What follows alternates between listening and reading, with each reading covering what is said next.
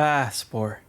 Truth be told, I dramatically underestimated just how beloved this old game is, but by popular demand from our Discord, link in the description by the by, back we come to a universe where countless possibilities can manifest, fueled by a seemingly endless sense of imagination. Just as long as you're not trying to imagine a world in which the Groks aren't an incredibly annoying game design choice.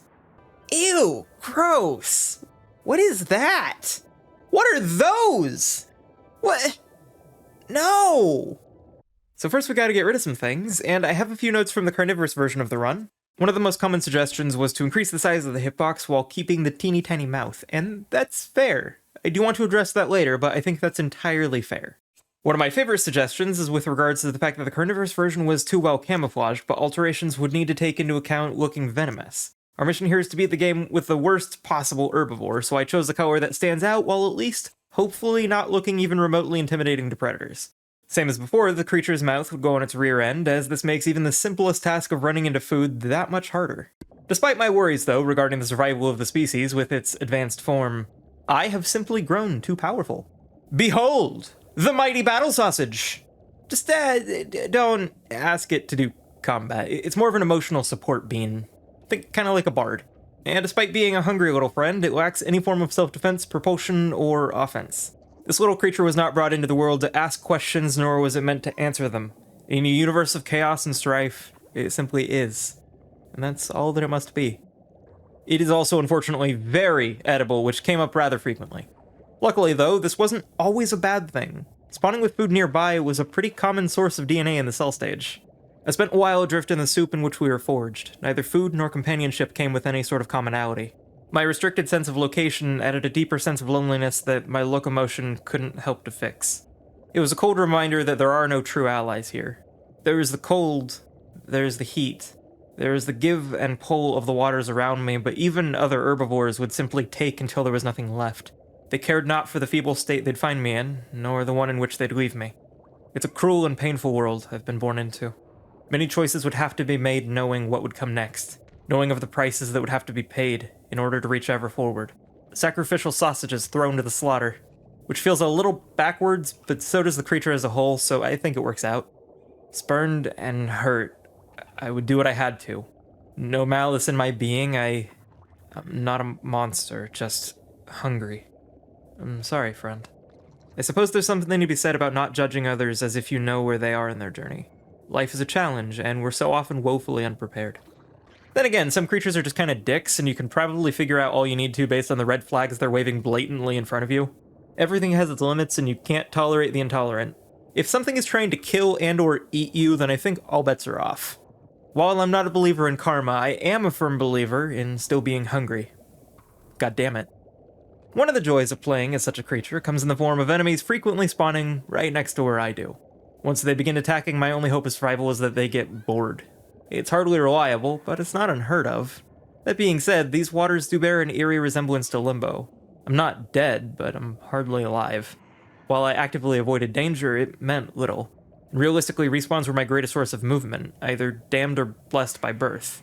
The only thing in between being the dark void that connects us all. By far the biggest upside to being able to consume plants is the size and amount that you can find. The downside is that other herbivores do not fear you in the slightest and will consume far more than you could hope to. A veritable smorgasbord devoured, and yet the poor thing is left wanting.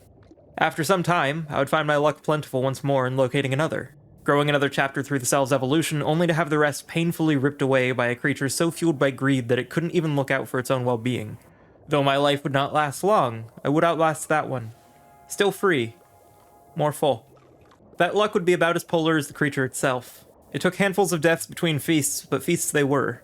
I remember musing to myself about just how much easier this was compared to the carnivorous version of the run due to food density. Any death was certain death, and the other herbivores became more aggressively problematic, but respawning is still by far the most effective means of consumption. All in all, the size of my creature and the total lack of defense made no real difference to the run. I dare say, dying more slowly with a form of safety net was only slowing me down. Sure, predators would kill me for being near meals such as these, but had I a meat-eating mouth, they'd simply push me away all the same, and even surviving their attacks, I'm still left with the same amount of progress. Likely just much further away from the meal. Realistically though, were the sky a full mile lower, you'd still have the same hope to reach it with your feet on the ground, which is to say none. And were I to live a minute longer, I'd have the same to reach the food that eluded me. For a time, it was a relatively charmed life. Existence is often much about perspective. Sure, things were slow going. I was slow going. But it was also less than I've been through before. In some cases, knowing something is possible can make it harder to handle emotionally. In others, it's a warm comfort. This falling nicely into the latter, there's something calming about just drifting in the endless void. No worries, no obligations, just quietly filtering out whatever greens happen to come my way. Or that would be until near the end, where there's a constant spam of carnivores. Ones I can't defend myself against. Ones that spawn next to you and will come in swarms to rend flesh from... Well, I don't really think I'm playing as a vertebrate, so I'm not sure. For the remainder of the cell stage, though, I was little more than a punching bag. A meal ready to eat for any that happened to be nearby because things just got so aggressive, so damned quickly.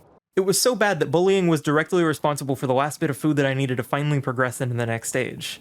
At only 98 deaths on hard, though, I dare say that was genuinely easier than I expected. Having put in the time to do it, I really don't think the size of the creature makes a meaningful difference.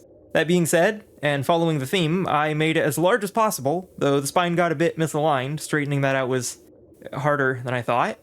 Even still, I made my way out into the world proper, upon the land and under the endless sky, finally free of the confines of the primordial soup. I started immediately going to work with befriending the locals. Them being low-level creatures, singing was often plenty sufficient to win them over. Before long, I was able to bring along a friend who was more than willing to do my bidding. We would continue sharing our songs for any who would listen, and for a time, we were happy. While our worldview may not have been dark, our view of the world was. Seeing was hard, and by hard, I mean impossible. While traversing the lands and trying to make friends, I was beset upon by a creature that I couldn't anticipate. If by this point I have to explain why... Anyway, upon my subsequent resurrection, I arose to find that I was being actively abandoned prior to my emergence into the world. Now I know how Doof felt, and it's unpleasant. Rather than focus on trying to reach those that left me, I would focus on finding new friends at any cost. A price paid in blood, but one step closer toward the nebulous goal of evolution without alteration. As the worlds change, we would remain the same. It wouldn't be long before we found creatures simply unamused by our songs, and try as we might, we simply weren't good enough. This wasn't true across the board, but it was true enough to hurt our chances. Our ability from the last stage makes socializing easier, and in some cases possible at all, but the parts that make up your creature dictate how good it is at anything. And mine is the worst possible. As we'd move on, we'd find that performing for crowds was difficult. A battered confidence in our capabilities bled into shaking voices, unsure movements. It wasn't a lack of will, a lack of passion. We felt. Like any other creature, we felt deeply, but lacked the complexities that other creatures took for granted. They, though, had one weakness we didn't. See, societal norms are a foreign concept, so when we approached a lone member of a species, they'd step back. Continuously. Socializing can be intimidating and even overwhelming at the best of times, so weaseling our way into a one-on-two interaction was significantly preferable. It would be a one-on-one, but I need my emotional support friend. Unlike the protein-powered miscreants before us, we were fueled by foliage. An obvious observation to be sure, but it meant we were able to pick up a meal or two along the journey to any given destination. The fact that I didn't have to kill anything to consume meant that the idea of being stranded was far from prevalent. Though this world did seem to have a love for suddenly and unapologetically slaughtering me and my kind. I was able to make my way to our new home in relative comfort. Even the most aggressive of species, though, could be subdued temporarily with my ability from the last stage, which would allow me audience long enough for but a simple song. That would be hardly sufficient, though, for such a rapscallion. By hitting Ctrl-Alt-Delete on my keyboard, I could open up a menu that would more or less freeze the game. By hitting Escape and then mashing 1 on my keyboard, I would be able to sing twice consecutively. It's literally twice as effective at winning over new friends, despite my ability to actually sing not improving. I would use this methodology to befriend all sorts. It wouldn't work on everyone. We still would get a significant penalty for singing when others wished to dance. We couldn't dance. We couldn't pose or charm the same way that they could. We couldn't string together sounds the same way that others could, but we could try. We could try our poor little hearts out to reach any who would listen, because we didn't speak the same language. Not in the same way, at least. We didn't need them to understand, just listen. Hear us not for what we could be, but what we are. Sometimes being heard is enough, and sometimes that's still too much to ask for. I would make powerful allies on my journey. I would make my fair share of foes, but by my side would always be a few who understood my plight better than any, for it was the same path they would lurch across, dragging their tired flesh to and fro, because despite the direction of our mouths being still backward, the only way to go was yet further forward. The best case scenario was to find other groups who would at least make the attempt to sing with us. Sometimes only certain members of a given species would. Curiously, it was for this reason that alphas were sometimes the easiest to befriend. Given the overall toxic and backwards mentality of the typical self-proclaimed alpha in our own world, it was refreshing to see a place in which being able to express oneself in a healthy and creative fashion is encouraged. Being afraid of your own emotions isn't a flex. Bottling them up doesn't make you strong. Emotional intelligence is indicative of a person that's able to handle complex problems that are often nebulous and even volatile.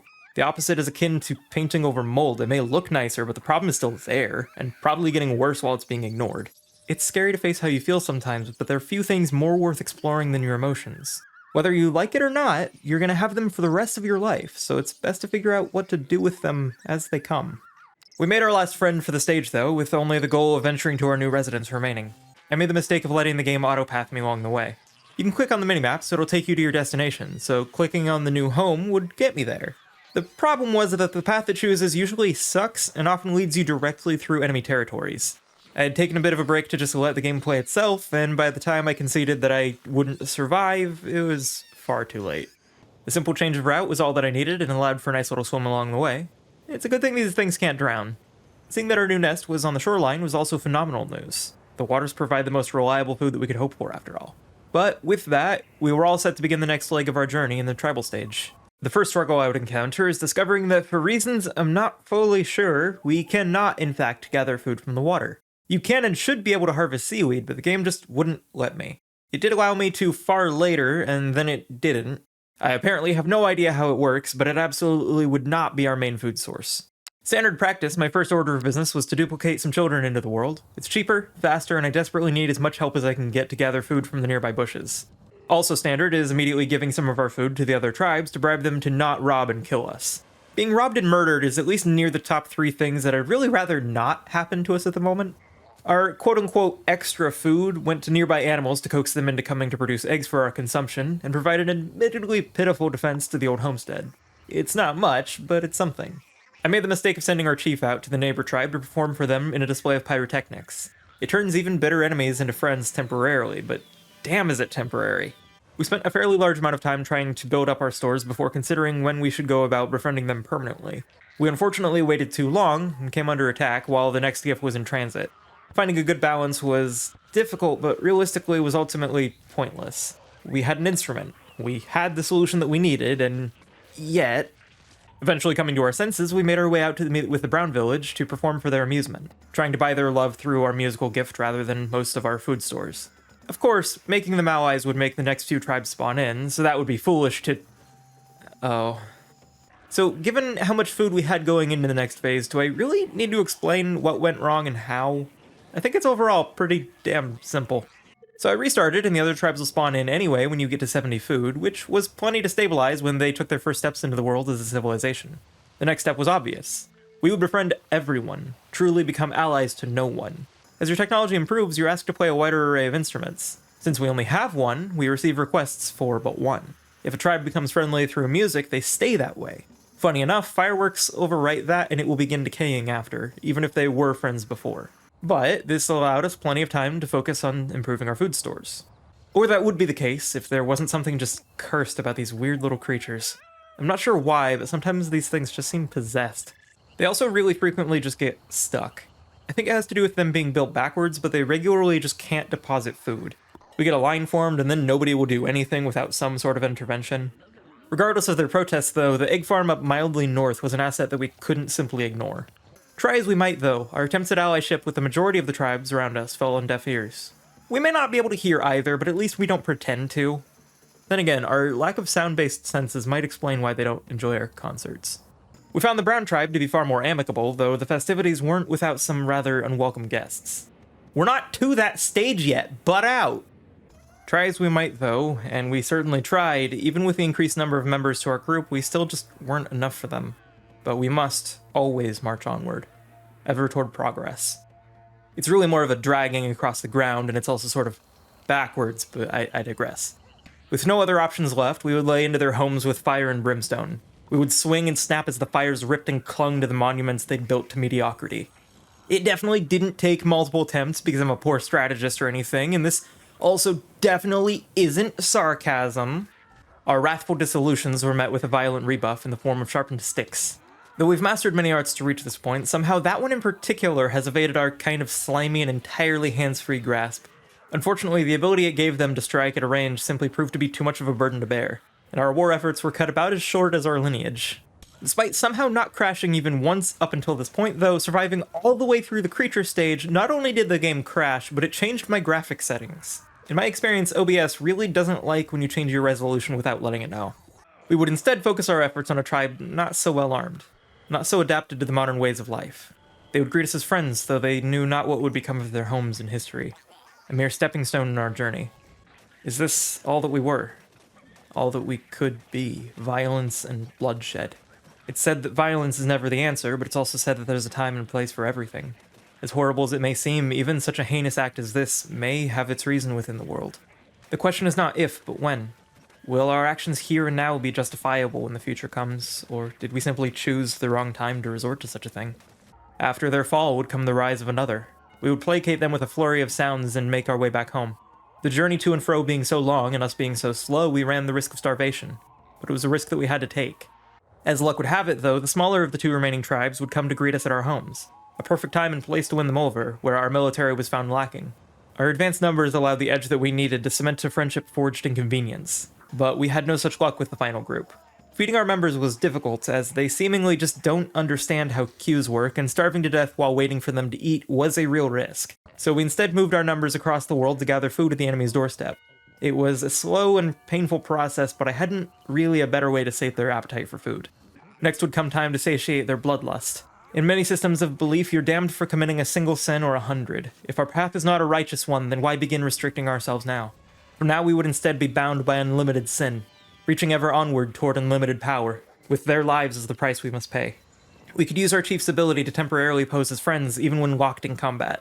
Spears held high and thrust far, we had the advantage of both speed and range. Spears in mouth, our survivability shot through the roof, and we used it to tear through their walls and flesh alike. With their fall, we would usher in a new age. Atop viscera and bone, despite killing most of the other tribes, we would begin our allegedly friendly Holy Empire, while also continuing to show some cursed behavior. There was one major alteration that I wanted to make, though. By overlapping two decorative parts and carefully placing another atop them where they overlap before removing the one that wasn't connected, I was able to then remove the base piece and create a car consisting of only decorative parts. This meant having a 0% in every stat. It also being a religious vehicle comes with some more problems, so I present to you the worst possible car for the worst possible herbivore. Quake in its magnificence. Our city would begin like any other throughout history, desperately in need of funding with no meaningful infrastructure to help the citizens that got us here, while also being under direct threat of death by murder poisoning from the surrounding groups. Truly, 'tis a charmed life. I'm all too familiar though with this song and dance. Having of course familiarized myself with a grand total of one other time within the last several years, I would first begin by sending my available vehicles to convert a nearby economic city to our way of thinking. Given that they're religious vehicles though, they can't deal damage. They can stop structures from working, meaning I can shut down things like turrets, but I can't actually stop turrets. Additionally, when trying to convert a city, the vehicle in question will begin taking massive amounts of damage, or at least relative to the no health that mine have. I would split my investments to the best of my ability between building up the place, funding our military, and occasionally bribing the neighbors into not invading us. It costed thousands upon thousands of Spore bucks on vehicles, which had to be used all in quick bursts to be able to fill the conversion bar. Otherwise, the car's speed and health would combine into backward progress, which doesn't do much good. The worst possible case scenario would be that someone else take the city before we could, but having dedicated all of our budget to this one goal, after a concerning amount of time, it was ours. This did immediately earn us the ire of the Orange Nation, but it's okay. I have a plan. I would bribe them with all of our available funds, shoveling all of our resources their way in hopes that we'd prove economically viable enough to fake friendship for. It's a hollow existence, but it's our existence. With them declaring full-scale war on our home city, though, any real hope at friendship went out the window, so we liquidated all of our assets and simply let them take the city. It being a religious territory, it represented little more than funds for us anymore anyways. Those same funds we then used to stuff their coffers. In all effect, we paid them money hand over fist to take our city from us. In the midst of them beginning to destroy all that we had left, though, they just left. Sure, I'll take it. Why not? This then would begin the end. The path to victory at this point should be clear to any and all who've played through the civilization stage. I spent any leftover funds on vehicles, which I mobilized towards other settlements on the continent. We watched the other groups fight amongst themselves while we saved and scraped to collect enough to fund trade routes between the greater civilizations. It was slow going, to say the least, but it gave us time. Or rather, we were able to better utilize the time that we had. It's so easy to fall into the mindset of optimizing everything. Be it profits, power, time, it doesn't matter. If it's finite, there's this desire to get the most possible out of it. So any time spent not being productive is time wasted. A feeling I'm all too familiar with. But productivity is also draining. Sometimes the best thing you can do is slow down. Stop and smell the roses, even if only to come back with a renewed vitality. One of the most important questions you can ask yourself on the topic: what are you doing this for? What do you want? At the moment, I want to collect more cities. Why? To reach togetherness. Better understanding of why we're here. I could agonize over every detail, every motion, and every part of my plan, but it really wouldn't change much. I'm gonna reach my destination one way or the other, and I could mayhap reach it faster, but I could also just enjoy the journey more along the way. So let them fight. Let them squabble and die, surrounded by the dust the death throes of their society might kick up. Let them live blind not only in flesh, but mind and spirit.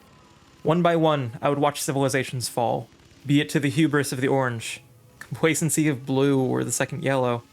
It mattered not. Red was fueled by wrath and ambition intermixed, but they were not my foe. Though they were not truly my friend, I was just as well to let them believe otherwise. Before long, there were only two that remained: the conqueror of the world and the group that they refused to destroy for fear of monetary loss along the way. One standing city would slowly become two, as we'd simply assume responsibility of it through its purchase. Two would become three, would become four. Eventually we represented enough of the world that they simply requested our hand in partnership. Should they wish to carry our burdens forward, let them. Our time served. Let the passionate and emboldened live their time in the limelight. Let them believe that their sacrifices meant something, as they toiled and turned into the night, slowly and painfully reaching the same goal as we in our near-total inaction. We would move beyond such pettiness, literally and figuratively above such things as we'd reach for the stars. I'd start by handling the intro missions to the space stage, but our journey would require funding. I would perform the spice duplication glitch, which would provide a fair amount of capital, but it was slow going. Also extremely involved. I wanted to try something a bit different this time. I thought I would try my hand at changing the universe around me just a touch, sending some of my own people to a new world, producing a strange and rare spice. I would trade those that I could with the locals to afford improvements to this new colony, slowly and rather painfully working my way toward making it even habitable. It wouldn't be the only one. It was one of the only two. It wasn't much, but these planets would be ours. Far removed from our planetary bindings, and yet still hunting after funds. Long gone were the days of blood feuds. Ages passed since last we scraped and clambered across the unconquered lands without a greater plan. Or, I suppose one would think.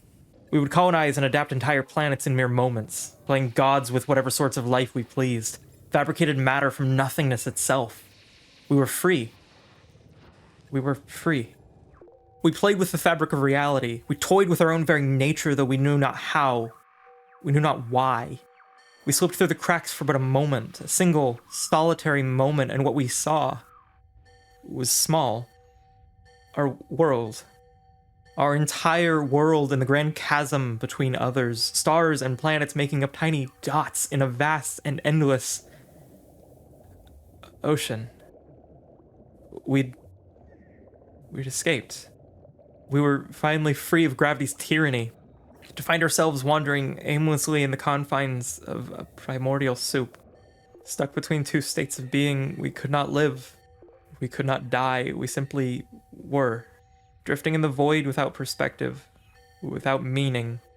Time and again sacrifices were made to fuel the grand machination that was our society. How many? How many died? Or worse, how many gave their lives to fuel the nebulous idea of forward for a backward species? We've advanced beyond our greatest aspirations and have found ourselves at the edge of reality, back where we started. And yet, what else could possibly remain? The final destination where nothing and everything meet in the middle. The center of our galaxy, another shining speck in the endless void, and the closest thing we'd have to answer. What was it all for? Seek not the destination, traveler, for you will find it. Cherish the journey, for one day you will lose it. Getting lost along the way is just a chance to find a new trail.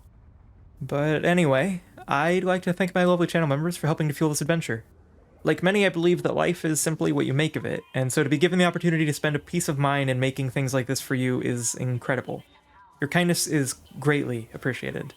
Regardless of who you are, though, well, art is strange, and by being present, you give it a meaning that I simply can't. Thank you, and I hope you enjoyed your time here. You probably know how to use social media, and I hope that means I'll get to hear your thoughts now and on any future outings. Until then, remember to stay safe, spread some kindness in the world, and I hope that you have a wonderful, wonderful rest of your day. Bye-bye.